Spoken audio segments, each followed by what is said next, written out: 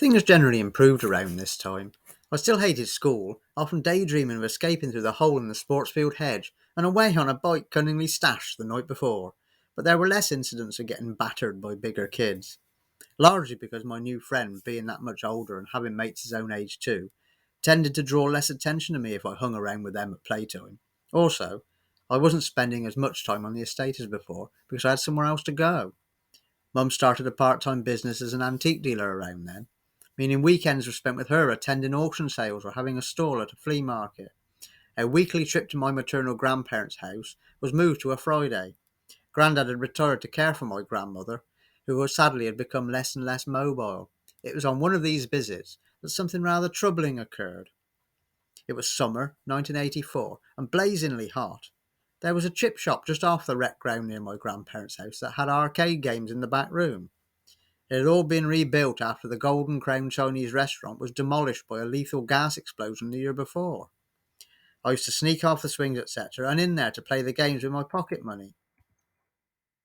This Friday tea time, the weather was being so hot, I had only a pair of shorts and some plimsolls on, no t-shirt. It was quite busy when I got there. A few kids hanging around my age hanging about, and three or four blokes in their late teens or early twenties, swigging from cans of lager and playing the fruit machine. I stood back and waited patiently until they had finished, and I could have my go. One of the blokes kept looking at me.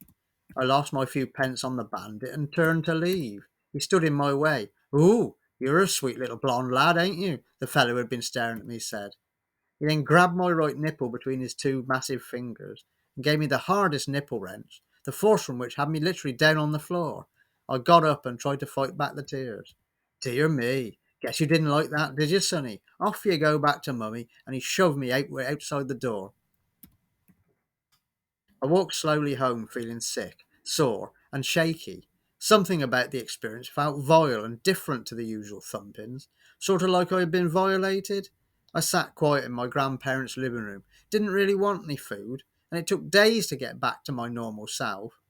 Even now, I can still see his menacing face smirking at me from deep in the past. If you've enjoyed this autobiographical short story of the ups and downs of life growing up in the 1980s, please subscribe to my channel. Give me a like. It's very much appreciated.